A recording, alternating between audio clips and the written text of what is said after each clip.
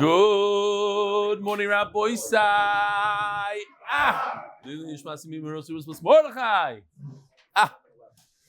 Trying to start earlier than usual, especially with the large dapim, especially on a non-Monday Thursday.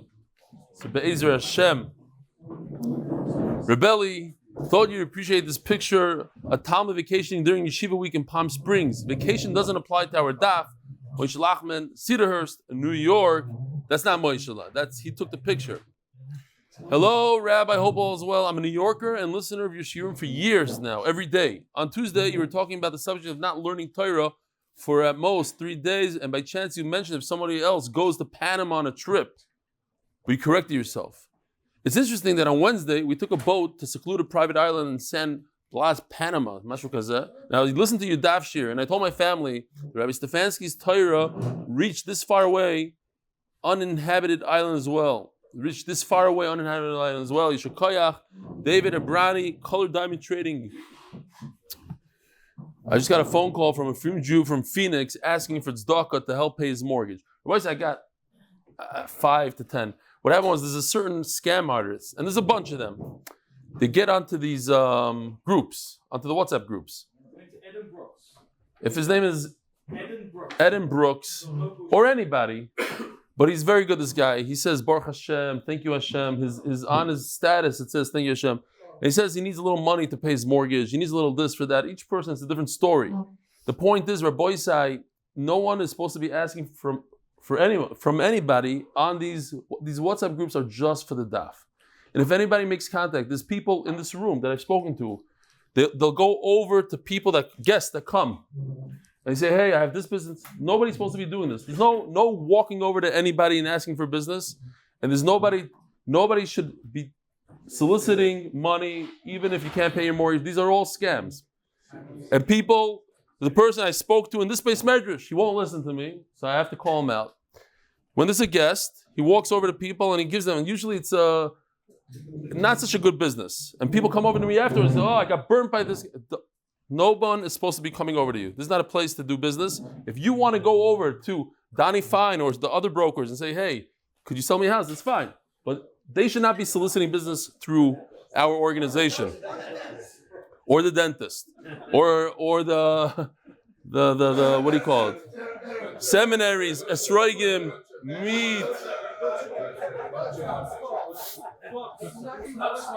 We're here for Torah.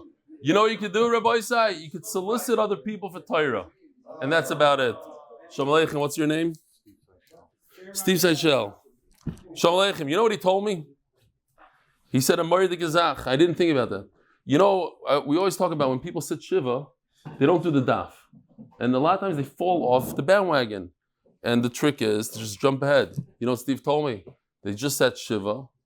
And during the Shiva, he wasn't able to learn. But he got people to come to the daf. People that came to be Menachem Aval, he says, got to join the daf. I did get caught up too.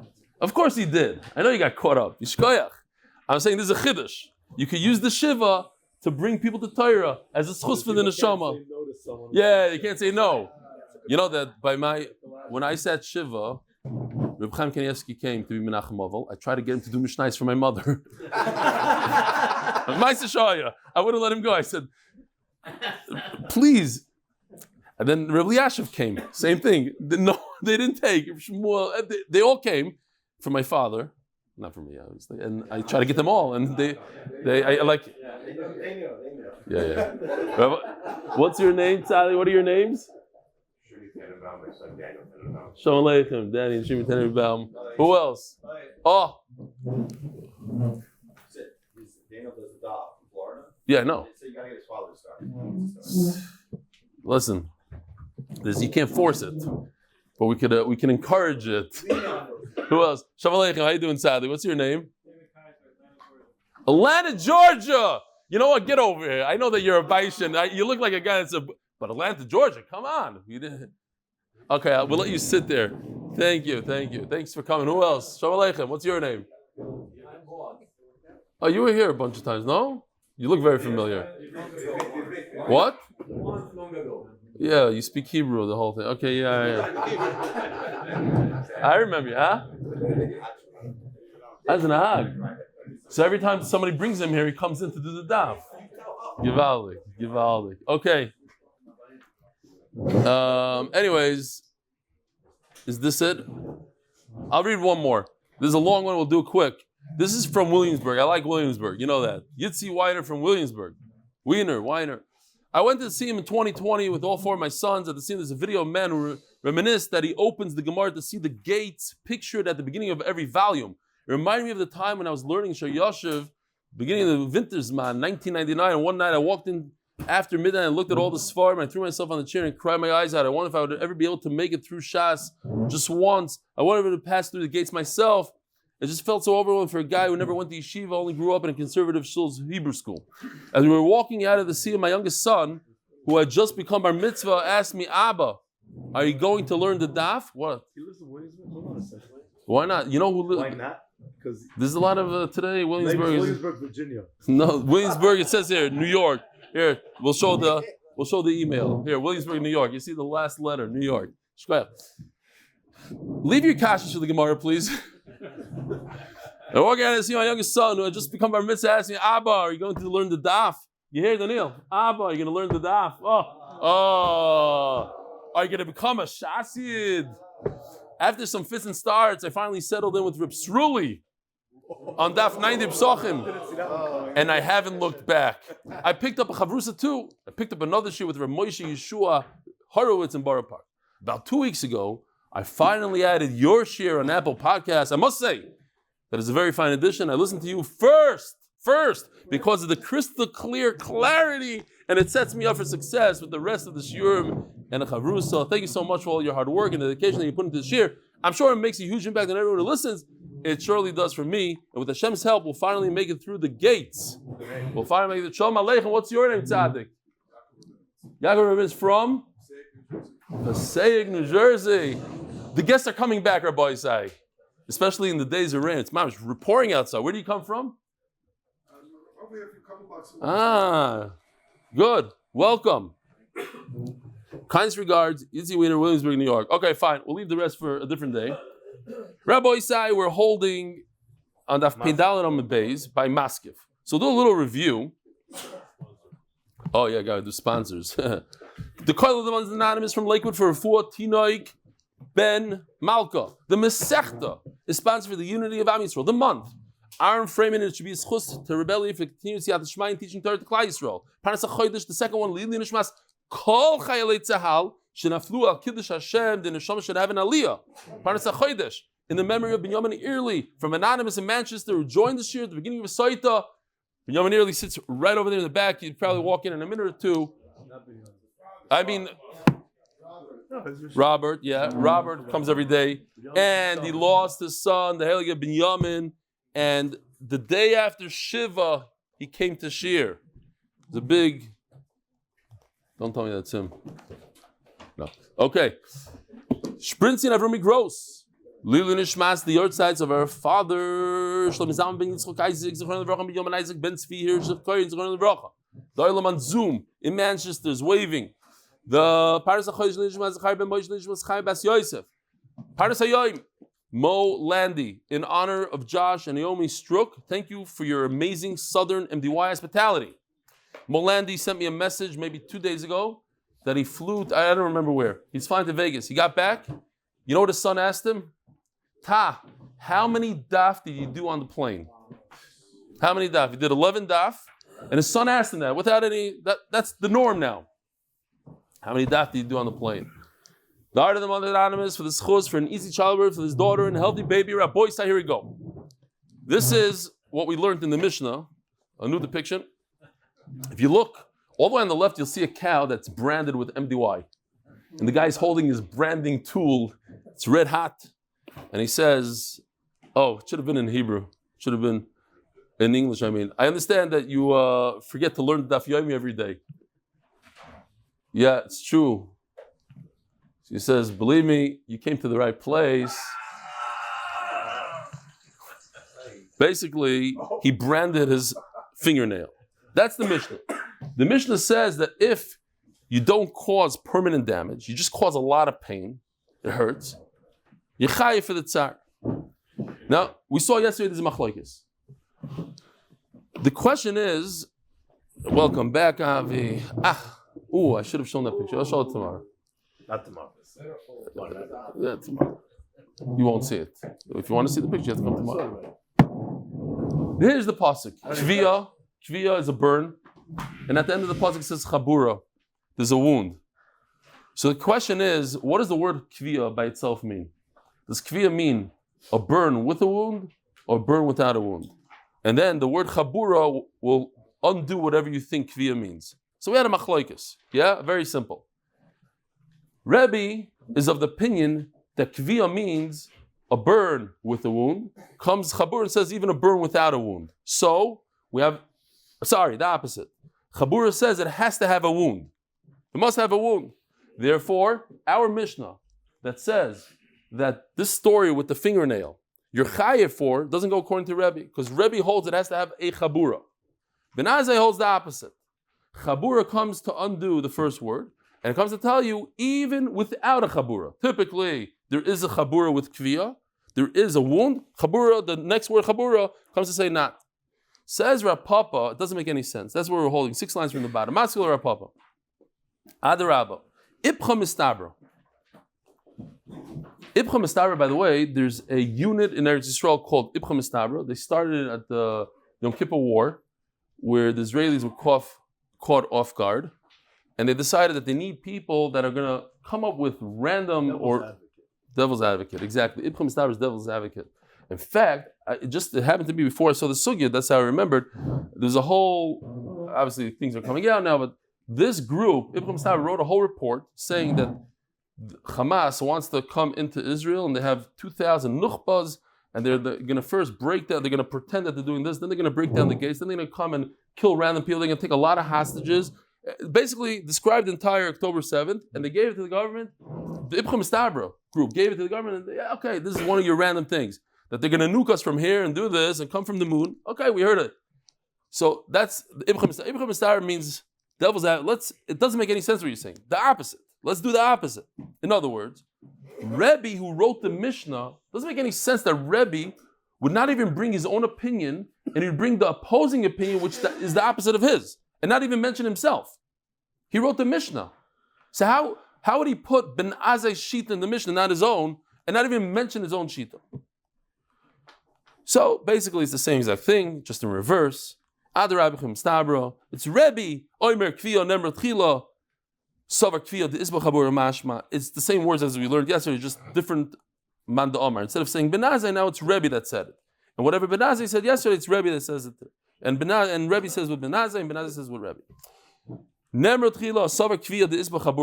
Typically, says Rebbe, the word kviya, as you see on the chart there, kviya means with a wound, not like in that picture with the branding of the nail. It means with a nice 3rd-degree burn. And then the Torah adds the word chabura, the less chabura. And the Torah says, no. In this case, it doesn't have a chabura, and that's why Rebbe's shita is the Mishnah, and it fits him beautifully. That even if you hurt somebody in his nail, and it doesn't cause permanent damage, it just hurts him a lot, you have to pay. No, typically speaking, the word kviya by itself means without a real wound. So because in that it has to have a wound. So Ben Azai does not go like our Mishnah. But not what the word kviya means, but what does the word kviya after you stick in the word chabura? What does that mean? The end result is what the machlokes is. Inami or another pshat. The kuli alma kviya bein dis b'chabura bein les b'chabura. By the way, if you're confused now, it's fine. We're doing Daf Yomi. In about 1.5 minutes, we're starting a brand new sugya. As if we just started a new masechta. So, everybody's going to agree to this idea, like it says in the Mishnah, that if somebody is injured on his fingernail, and there's no permanent damage, you still have to pay for it. Even there's no wound, mashma. So what's the machlokes between Rebbe and Ben Azai? We have a machlokes. Don't get nervous, because it's only one line, klal prat. And we anyway are not nervous of klal prat of klal. We already went through that whole sugya, but anyway, it's very, very simple. Look at the pasuk. Kviya means all burns first, second, third degree burns with wounds, without wounds.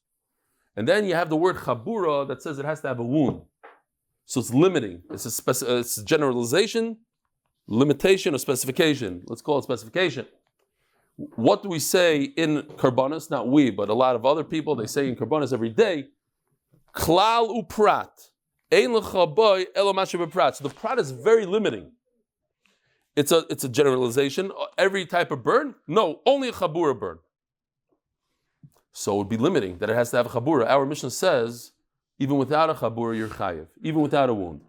The idea is that look at all those blue words in between the red. They don't go together. If it was together, kviya chabura, then you could do a klal uprat. The machlokes is, do we use that word chabura, even though it's 5 words away, 6 words away, could we use it as a prat? Rebbe Sober, ain't done a klal prat. Says Rebbe, there is no klal prat. It's not limiting, and therefore, even a burn without a wound, you have to pay full price. No, it's very limiting. It has to have a wound. If so, Rebbe says that it's not limiting. Kviya means everything, and it always means everything. So then, why in the world did the Torah write the word chabura? What did you gain from that word? It's not a prat. It's not part of a klal on prat. You just said it doesn't work as a prat because it's too far away. So then what does it do? L'damim yiseirim, that you have to pay for the nezek. Not only, we're discussing, you have to pay for a lot of tsar. A guy burned somebody's nail, he branded his nail, so you have to pay for the pain. What about the nezek? What about damage? Oh, that I need the word chabura that you pay for damage as well. Okay, brand new sugya. To that's new thing. I have a question. Who wants to volunteer to answer this question? Just a random question about what you would pay. Anybody want to volunteer to answer this question? You have to be quick though. Anybody? No one? No one? Sure. Elia. Okay. Here's the question. You, not you, Chas v'Shalom, but imagine you're looking at yourself from the top. You're in Saudi Arabia, and over there they're very strict, and for whatever reason they decide chop in your arm. Why? Because let's say you put on tefillin. I don't know what. They said that's it. You're going to do away with your arm. They have to take it off. There's 2 options. They'll take it off in front of everybody with a knife right there. It's a lot of pain. Or you could pay and they'll give you anesthesia and you won't feel a thing. How much would you pay for the anesthesia? Dollars? Just a couple $100. Pain. So they're going to cut it off and it's going to be very painful. Couple $100? That's a little different than what my wife said. You know what my wife said? I told my wife, if we have $1 million in the bank, how much would you pay? She says, all of it. So you won't have any money. She says, all of it. Anybody else here? Couple $100. So I thought the Israelis last night, they were cheap. One guy said this cheap, it's 50,000 shekel. I was like, 50,000 shekel? That's it? $15,000? You're saying a couple $100 earlier. Single hat. A single hat. Not a sword. Single hat. I got it. And how much for a sword? I'm just curious. How much for this? $1 million? The difference between a couple $100 and $1 million just because it's a little low. I got it. Okay, fine. I just wanted to, I'm asking because the Gemara is going to talk about it in a minute, so we got to see. Sorry. How much does a person like this want to, when we estimate pain, how much is another person willing to take? Now the word is lital over here. How much will he take in order not to have this pain? It says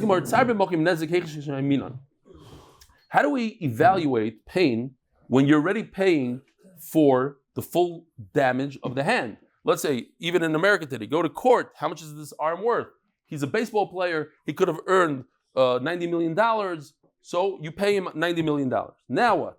So basically, you already paid him for the arm. So you paid for everything in that arm. You gave him $90 million. Now you have to pay him for pain as well. How do you do it? They say over here that Shmuel's father didn't really address the actual question, how? He says, the question is why, not how.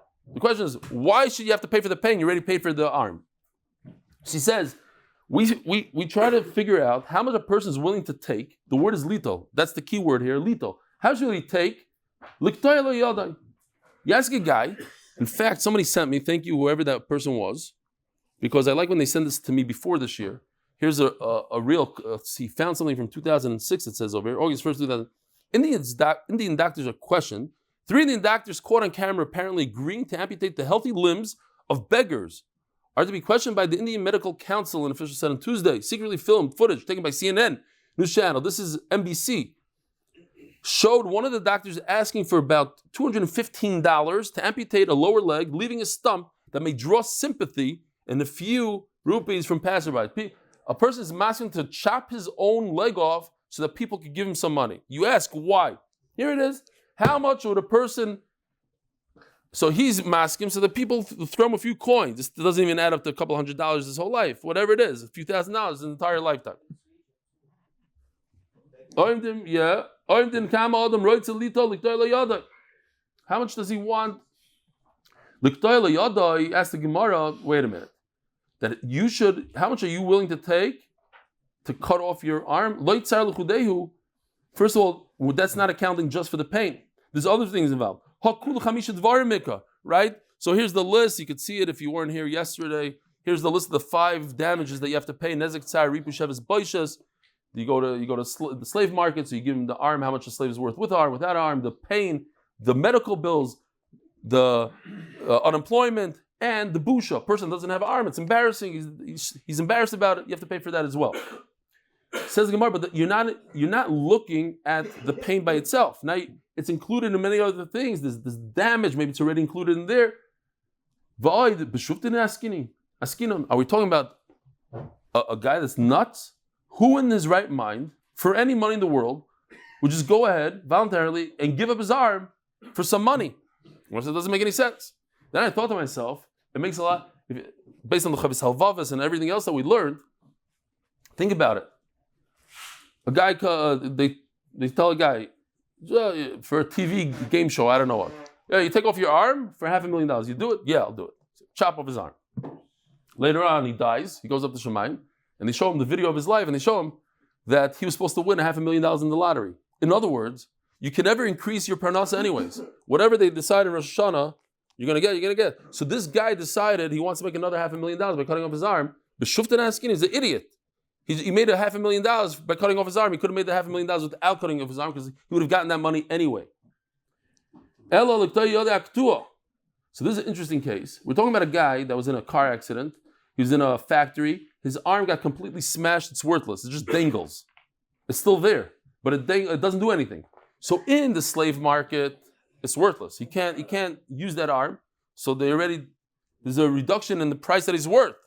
But he does have pain when they take it off, and he has the busha. Yolek tu nami, ask the Gemara, but that doesn't work. We want to isolate just pain, but if you remove his dangling arm, he'll have a little busha as well, and that's not. We want to just say, how do you evaluate pain? It's embarrassing when you take an arm and toss it to the dogs. There's a whole need in here. Do you have to actually bury limbs? Ever menachai from real. It seems from the Gemara you don't have to. We are makbid, kohanim, it is metama, etc. But the point is that you throw it in the garbage can. It's a busha to a person. You just threw his arm out in the garbage can. Some case where in Chicago where somebody's arm got amputated and they threw it out and they gave it back to him. And he was suing because he wanted his arm. What is he going to do? A trophy? Bury it? Cremate it? He wanted money now in a lawsuit. That's what he wanted. He didn't care about his arm. Was he actually asking for busha? Yeah, part of it.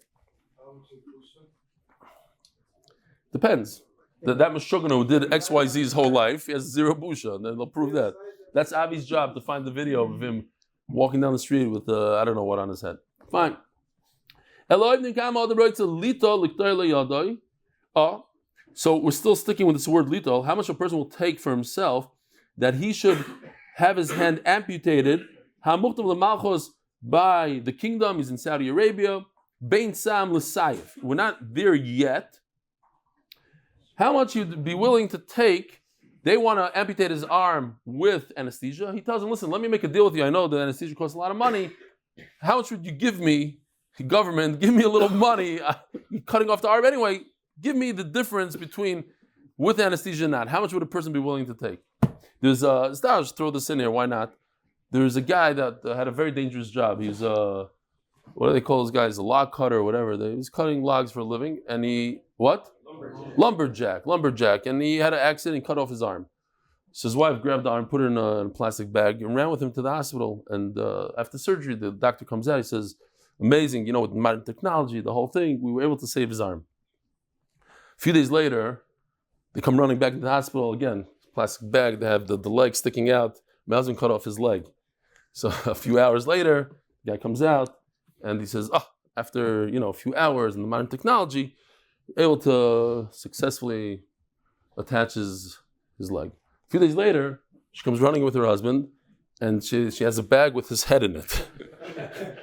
He gives the head, and the guy comes out a few minutes later. He says, "Which idiot put the head in the bag? He suffocated." So anyway, this guy doesn't have a head.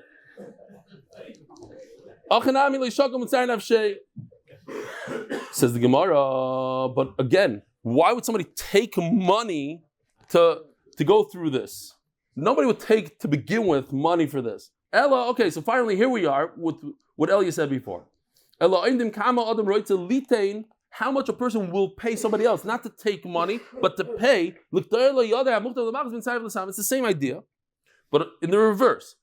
How much would you pay the government? They're going to chop off the arm anyway. How much would that person pay the government, or whoever it is, the malchus, that they should use a little bit of anesthesia so they shouldn't have the pain? We just came out. It's not $1 million, not $3 million, like my wife's friend. She said $3 million.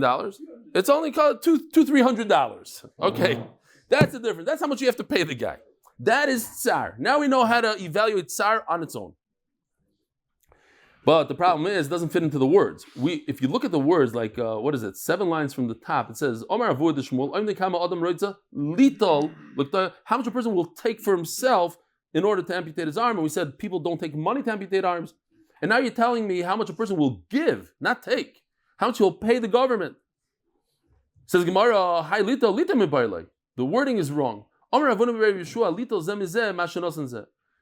How much a person will pay in a different situation in Saudi Arabia, how much Elia would pay to save that pain? Only $300. That's the amount of money you have to pay me, the guy that lost the arm. Not Chasrel, me, that other guy that lost his arm.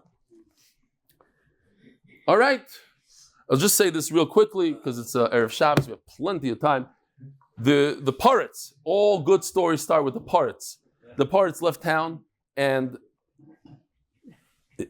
he put somebody in place. He said, "You take over." So anyways, so this guy takes over and he goes to Mushka, it's always Mushka. He says, "Mushka, where's the rent?" He says, "I don't have rent this month." "I'll give it to you." He says, "No, rent, get over here." He takes him, gives him 10 malchus, 10 whacks. The Parrots comes back. The person knew how it was. He says, "Oh, this mechutza, if you didn't have the rent, I gave him 10 whacks." He says, "What?" Called the Jew in. He says, "How dare you hit my mushka? This is one of the best Jews in town. He's Neman, this. For every single one of those whips you gave him, you have to pay him a golden coin." So the Jew starts crying. He says, "What are you crying?" He says, "Had I known, I would have taken 30, 40. What's 10? So the Musar Haskell is that we get zets every day. Every day, because Baruch uses zets here, zets there, the chinuch, the parnas, whatever it is, the zetzen. Had we know how good it is, we beg for more. Thanks. Yeah. You're welcome. Ripoy hiko chayv l'rapoisai. So now Rabbi said we have 3 shitas, very easy, 3 shitas. So it goes like this. Torah Abanim, Allah beitzmachim. Yeah, gewaltige picture, check this out. Here's a guy that has a little bit of a wound, and because he put his bandage on, we're going to see, so he has boils, different sores coming out because of the wound. It's not the exact wound, it's from the wound. Because of the wound, or the wound comes back, he thought it's healed and it came back. The first shita is you have to do everything. You have to pay for his medical bills, even though he didn't he cut his arm. He did something else. No, but the boils are because of everything else going on. You have to pay for the medical bills. You also have to pay for the unemployment. Now, check this out. Here's the case. So we have the first sheet that we just said, the Tanna Kama says you have to pay both, Ripuy and Shevis, medical bills and unemployment. Rabbi Yehuda says only one out of the two. And what's the final sheet then? First Mandomer says you have to pay two. Rabbi Yehuda says only pay medical bills. And what's the third shita? You don't pay anything. So you have three shitas. Either you don't pay anything, the other side, mikatz l'katz, is you pay two things, and Rabbi Yehuda in the middle says you only pay one. Very simple. Says the Gemara. If it didn't become because of the wound, the Gemara is going to ask the obvious. If somebody injured his arm and then later on his leg starts bleeding, what's the connection? The Gemara is going to say there is a connection. It's because the doctor told him to do certain things, don't take a shower, don't eat sweets, and he did. He didn't listen. So it's because of the wound, but it's not because of the wound. He didn't listen to the instruction. It's sort of indirectly, but because. So the Gemara says, did I say that? No. Rabbi Yehuda Omer, his Rabbi Yehuda, you have to pay one for the medical bills. You don't have to pay because of the boils we're talking about. You don't have to pay for unemployment. Look at this. Here's the pasuk. Rak shifta yitain v'rapoy rapay. So it says in the same pasuk, unemployment shiftai and medical bills. Rapoy rapay. Shiftai urfu asay. So they say they're connected to each other. They're in the same pasuk. If I don't have to pay for unemployment, I don't pay for medical bills. And in this case, since I don't pay for unemployment, I don't pay for anything. Say chachamim. What's the machlokes? This is the opposite of what we know in modern medicine or whatever. It could be. Imagine a guy has a burn, okay, a really severe burn. I don't know exactly, but I'm assuming sometimes they don't really cover those burns. They don't bandage burns because it'll stick. You need to let it breathe. Could the patient say, "I wanna cover my wound"? Why? It's too cold for me. But the doctors are advising against it. You need to let it breathe. So what happens if he goes ahead and he does cover the wound? He covers his burn after the doctors told him not to. Is he negligent or not negligent? Should the guy that caused the burn, should he have to pay for this negligent act or not? That's the question. You're permitted. Even the doctor said you shouldn't. You're permitted. You're cold. You're allowed to cover yourself. You shouldn't. Ripoy, the Tanabe Kra Mechayev. What does the Tanabe mean? Check this out. Look at this pasuk. V'rapo yirape. It's a double lashon. Why does the Torah say it twice? So, dafka refuah for the doctor, since the Torah said it twice, Mechayev. Sheves the Tanabe Kra. It doesn't say in the pasuk twice. It says shiftoi, just once in green. For that, you're not mechuyev. You don't have to pay for the unemployment. I said, if you shouldn't be doing this, you shouldn't be bandaging the wound. The doctor told you not to. So why is the person that caused the burn, why should he have to pay at all? Doesn't make any sense. No, you're permitted to do. Everybody holds that if the doctor advises not to bandage, you're permitted to bandage.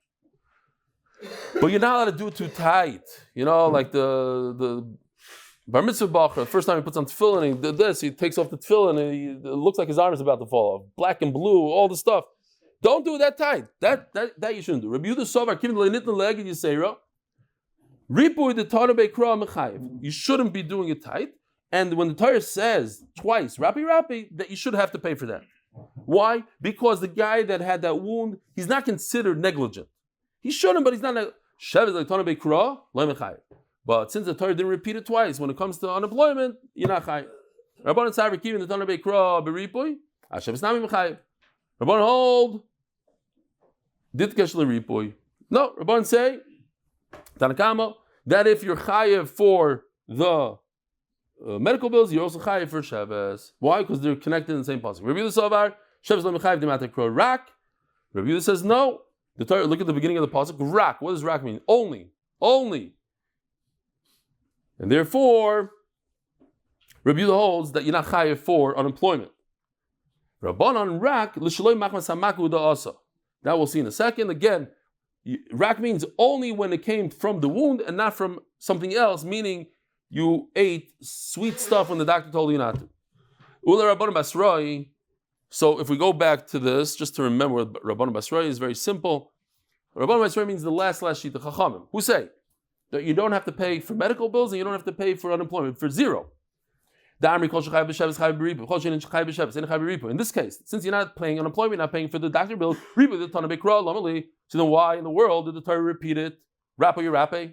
The Tanya Rebbe Shmuel, the famous Gemara, the Rebbe Shmuel Omer, the Rapo Yirape Mikan Shenita Rishus L'Roifel Rapois, says Rashi, if HaKadosh Baruch Hu gives somebody a disease, maybe Hashem wants that person to have a disease. Why are you getting involved in trying to take away the disease that Hashem gave that person?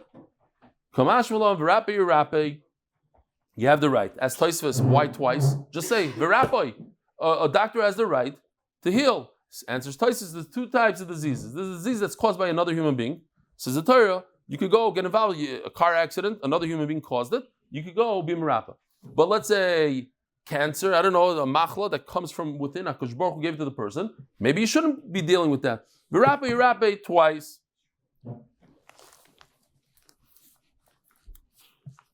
Yeah, okay. There was I read about this once, and I don't know how accurate it is that certain maybe Christians or whatever they were against epidural. They said it says in the Torah that a woman should be in pain. Once you we don't have the right to go ahead and undo that.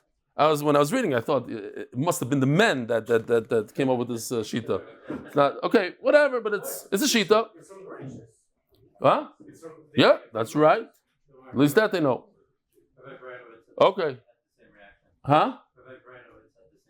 Of what? Really? He spoke about this thing? Okay. Plagiarism. Givaldi. No, he's come to me. It's on video already. What are you talking about? Okay. There's a sheet. The Ibn Ezra says a very interesting thing. Baruch Hashem, I don't think we passing like him. The Ibn Ezra says that we do have reshus to heal, but only outer wounds, not to go into a human being's body and heal. Ibn Ezra says that. Says the Gemara. That's this case. It's fine. He asked reshus before, actually. I'm not makbid. Okay, so our case. The guy had a wound, but then something else came along, boils, etc. And or he was healed and the wound came back. How do I know that I have to do both? Right? The machlokes we just had. They learn a little differently. From v'rapo yirape, I learn that you have to pay for the boils. Shiftoi teaches me that you have to pay for unemployment. Maybe I feel I think if it doesn't come from the wound, you also have to pay. I need a special pasuk. The Gemara is going to go into it soon. Rabbi Yossi Bar Yehuda, Rabbi Yossi, the son of Yehuda, which we're going to say is Shita soon. We had it before. Oimer, Af machmas hamaka potter. We're talking about again that the bandage is too tight, right? We're talking about a tight bandage here. In this case, he put on the bandage way too tight. So if it comes from the boils, come from that, you're potter. Shenema rak. Iked Amri. So some people, there's Shiloh what he said exactly. Af machmas hamaka potter legamre. Did he mean that he's completely potter karabon basroi, like the third shita? Karabon saying you're not chayav not for medical and not for unemployment. Iked Amri. What he meant is, no, you chayav for one. You chayav for the medical. You just potter from the unemployment. Keman kavua. That's exactly like his father. Who's his father? Rabbi Yehuda. Look what Rabbi Yehuda says over here. Chayav rak b'ripui. Perfect. Makes sense that a son would want to say like his father. Omar yochel afilu shalei machmas hamakot hamaloi merak. As the Gemara shalei machmas hamakot ba'ikra. If a person wounded somebody else on his arm and then he had a heart attack, what's the connection? Amri, you didn't understand. You didn't listen to the doctor's instructions. He ate honey. Nothing changed. Yeah? You still see people, 95-year-olds, doctor says you eat diabetes at the kiddush, they look this way, that way, the wife is not looking for the mechitza, they go and they eat the cake. There's no control, Rabbi say. He had gangrene. That's what the rose from Manchester comes from this lashon. But it doesn't mean dead meat. You don't have to pay. Why? Dead meat. What happens if people have gangrene? What do? You take a little aloe vera, vikira wax, vikalba, and some resin from a tree. Great. This is gewaldig. A guy chops off somebody's hand. He says, "You know what? Don't go to the doctor. Let me take care of it." You remind me of a lion that's attacking. Rabbi say we spent a lot of money on this, and it came out way after the sugya of Mavriach Hari. So I just want to show you what this guy is capable of doing, and maybe later on Shas we have a little bit. We can use it for other stuff in Shas. This technology. Mavriach Hari. Oh, let me just show you real quickly for the new guys. We have something called MDY socks. Okay.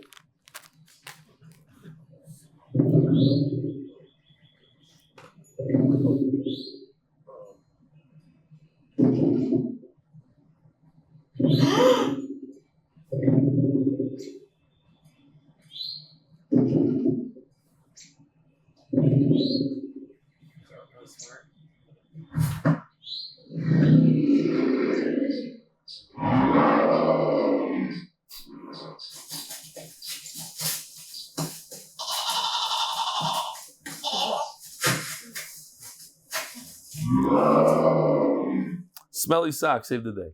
Okay, Givaldi. Says Gemara. Money well spent. Yeah. Now we understand the sugya. Mavriach Hari. 3 weeks later, I got a video. So, you think I need you? You just chopped off my arm. I'm going to let you do surgery on me? Please. Michael Toivus. I'm going to bring a doctor who's free. I don't want to pay for the expense of the doctor. A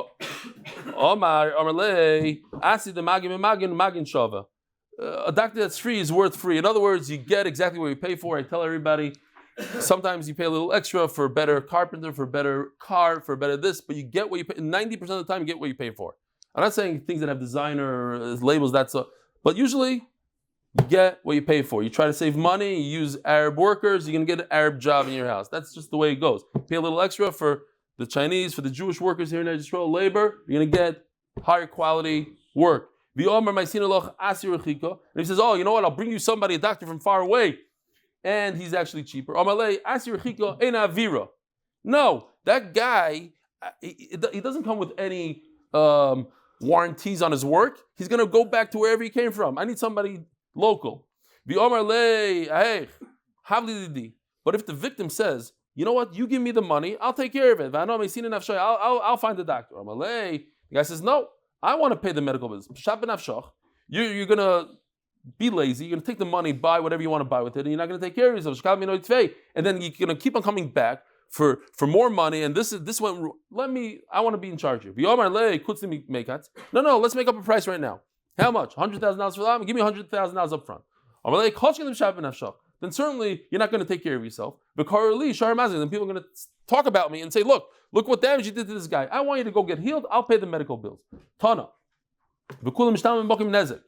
All these 4 things, the list of the 5 things, the nezek, tsar, ripu, sheves, boishes, I went too fast. All these things happen even if you pay for the full damage. In other words, I would have thought if I pay for the top thing, the nezek, I paid the guy $90 million for his arm, he's a baseball player. Why should I have to pay tsar, ripu, sheves, tsar, ripu, sheves, boishes if there's no damage, if there's only a busha? How do I know I have to pay everything?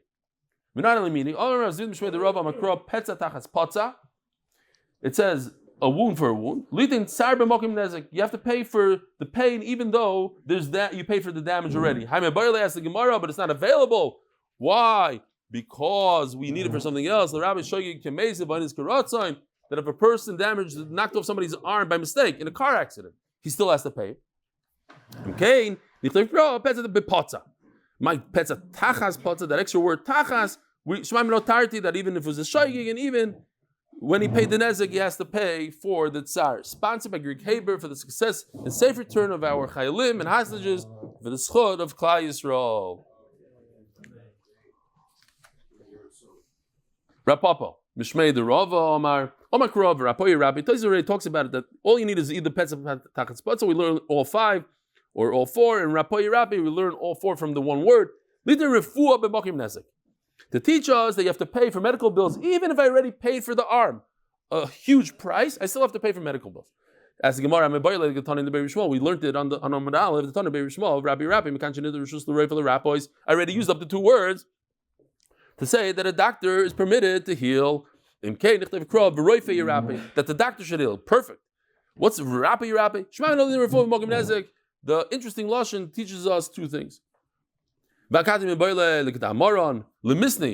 word lemisni is very interesting in the sugya. Lemisni means to repeat. It says in the pasuk twice, V'rapi. So we learned lemisni beikra b'ripui, that if you have sores coming out of the bandage, you have to pay for that also.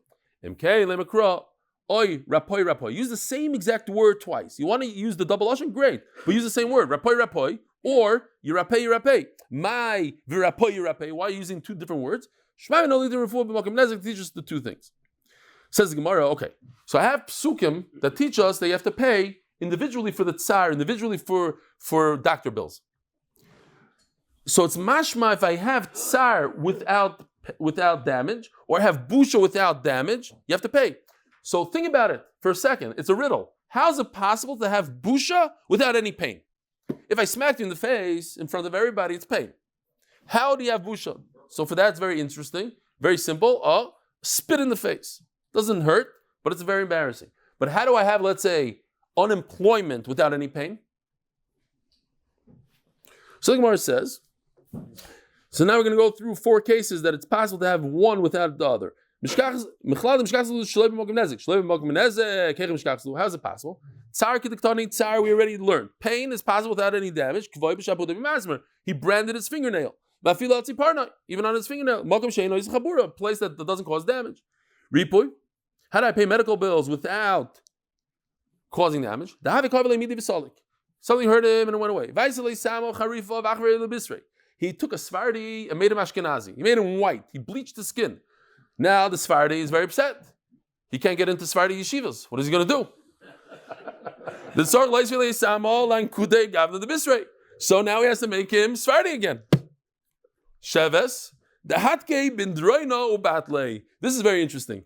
He took him. It's a true story. I'm not saying this is the right thing to do. This guy had a big, proud dilemma. Someone's about to marry a goya. So he said, "Listen, I can't come to the wedding. I want to say Mazel Tov to you at home. Come, erev the chasana." So the guy with the tuxedo, the limousine drops him off. Father takes him, throws him in a room, locked the door. The guy missed his wedding. And the Italians were very upset. He made this whole Italian wedding. He didn't show up to the wedding.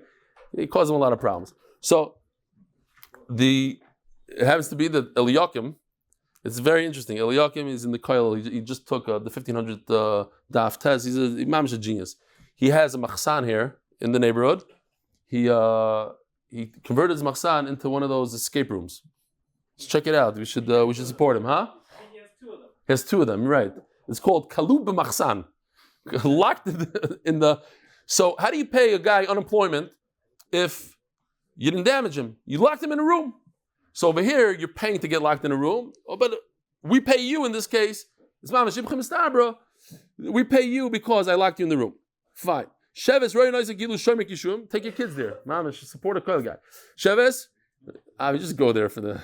Don't even use it. Just go in, go out. What? Oh, I could. Sheves Roy Nice Gilu Shemik Yishuin. Do not go. Do not be solicited by Stefansky during the shiur. Sheves Roy Nice Gilu Shemik Yishuin. Turn around on, huh? Mamish Busha. Oh, Rabbi said, how do you do Busha without any nezek? What my brother Yosef just did to me. Sheves the Hadke bin Droino Batle. I said that. He put him in a room and the boishes, the rokle ba'ape, I didn't say. He spit him in his face. Very interesting story. I saw by Zilberstein. You always have these stories by Zilberstein. A guy goes into a store, and as he's leaving, they call him to the side. The security says, "Listen, you just stole a bunch of stuff." He said, "I didn't steal. What are you talking about? I'm a Rosh Koil." No, get over here. And they take him in front of everybody. It was really embarrassing. They show him the video, and it turns out there wasn't him. It was a guy that looked like him. He was wearing a hat. I don't know what. Reminds me in Chicago. I might show you with my just another story. My mother-in-law was in a car wash, in one of those drive-through car washes. She's minding her own business. All of a sudden, the front door opens up in the middle of the suds and everything. Out of the door, guy grabs her purse and ran. So she calls the cops, and they say, so "What did the guy look like?" She says, "Oh, he's wearing a hat and a jacket and a this." 3 minutes later, they bring you Yeshiva Bacher because he's wearing a hat and a jacket.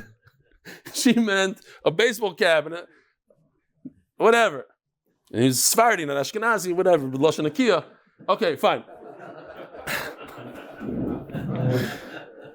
So, this guy, YouTube, cut. I don't even know where I'm holding. I went from story to story. Next. What happened? Oh, so he goes in the store. So the guy says, you know what? Because we embarrass you like that, you could take everything here half price. Everything you want to buy. He says, yeah, but I need a few more items. So he goes and grabs more stuff. So he asked for Zilberstein, he didn't need those other items. Those are for his neighbors. So Zilberstein said, interesting, I'm not passing again. I don't know. This is what he said. Zilberstein said, since he caused busha you have to pay for. And we paskin in the toughest, what's the lashon? You're allowed to grab. So he grabbed a little bit extra and he took advantage of his busha and it's fine, he said. Interesting. Says the Gemara. Ner Tamid, I love you guys. Please don't be upset about that line over there. Okay, whatever. So this we had. Givaldic picture of Boisai. This is a guy who is missing an arm. But what he could do is he could wash cucumbers. That's it. He could watch. Bim Toimar looks at me. This is against logic. Why? Again, we paid him for his arm, $90 million. We paid him for his pain. Now we have to pay him for unemployment. But he's worthless. He can't be a baseball player anymore. So what could he do? He could be a shomer kishum. So let's pay him for watching. But mitpach, when he heals, that's not a fair wage. He's not going to do that. He's a chashiv guy. He's going to draw water for a living. He's going to make much more money. Inami. Oh, no, that's nothing. Inami, he's going to work for Amazon. He's going to get good money. Says Gemara, no, that's not against logic. Don't forget that when he gave him the $90 million for his arm, he included all this, all types. He's not going to be able to work. His unemployment. Just what? The basic unemployment he didn't give him, because every person could at least be a shomer kishum, so that you have to pay. Amar Rava, kidas yada. But there's a difference. If he removed his arm, he has to pay for his arm. Then we view him as if he could have watched cucumbers. What if he cut off he amputated his foot? He has to pay for that. Now he can't even walk. He can't even run after a guy. What do they call it when they steal from the store? When they shoplift, you can't even chase him. So the most he can do is stand by a door. That's it. And if he blinded him, then he goes down a level. All he can do is turn and grind flour. But if he made him deaf mute, this is very interesting. Now he's not worth anything. So he's not worth anything, Taisa says, because he never had a job before. Let's say he was a diamond dealer before. Just because he's deaf mute doesn't mean he could still do diamonds, he could still fix diamonds. No, he didn't have a job before. So now he's not going to be able to learn a new job because deaf mute in the time of the Gemara was somebody that couldn't function, he couldn't learn stuff. So therefore, Noisin Meikula has to pay him as if he completely killed him. Boy Rava, it's interesting. Rashi seems to say you don't even have to pay. You just pay Meikula, but that's it. You don't have to pay for medical bills. And the question is why? So what if he blinded? He made him a deaf mute. Boy Rava, Kides Yadai. Do we have time here to do this? Yes. We don't have a choice. Boy Rava, Kides Yadai v'le'am dua. He chopped off his arm, but they never had a chance to go to the bezdin or to the marketplace and see. They didn't evaluate him. And then the poor guy, before he had a chance, Shibris Ragloi. They chopped off his foot, and they didn't evaluate him. He's still in the hospital. And they didn't have a chance to get out of the hospital. He blinds him, and finally he did the worst of the worst. Now he made him worthless. Maybe you just pay at the end. Like the time that Motzei Shabbos, when my wife, I got her a brand new, it was a Land Cruiser, big car. It was she wasn't used to it, and the first day she backed out of the driveway. She ran over my car. The back wheel landed on my hood. It was a big damage, but I lent my car to somebody, and then a guy from an old age home reversed and hit the same spot, but even more. So what do? Like, who pays for it? The first insurance, the second insurance. It's like, So over here, it was one on top of the other. Kept on, the leg, the this, and then the hiresh is the worst. You have to pay for the whole body. Should he just pay one shot? No, you pretend that he removed his arm. That's $90 million. Oh, then the leg, it's another $10 million. Then it is another. Says the Gemara, Nafkamina, the boiler made it like tsar. Maybe you should forget the nezik, but the tsar for each one, the busha for each one, you should have to pay individually. Says the Gemara, you're right. For the nezek itself, you do one shot at the end. The kibbutz koyav you're paying for the whole body. It's as if he killed him, and he paid for everything. However, tsar boishes means the kol chad v'chad. Maybe each time that he did something, there's a new embarrassment. So why should he get away with paying for one embarrassment when there's additional embarrassments every 5 minutes? You should pay for all of them. And even if you'll say, you should pay only one time. What if they did evaluate the busha, the embarrassment in between each one? At the end of the day, they evaluated each one. You had $100 busha on the hand, $100 busha on this, so you have to add it up. But at the end of the day, he didn't pay for it yet. It was just assessed and evaluated. Maybe you should just pay one shot. Teiku. Tishbi Tires Kushik's Boys. We'll wait until Mashiach comes. Rabbi Sai. Today, Hebrew shiur at 2:00, Mincha 1:45. Motzei Shabbos, the shiur is at 8:15. And the Hebrew shiur at 9:30. Be'ezer Hashem. A good Shabbos. Have a great day. Shkoyach for coming. Nice to meet you in person.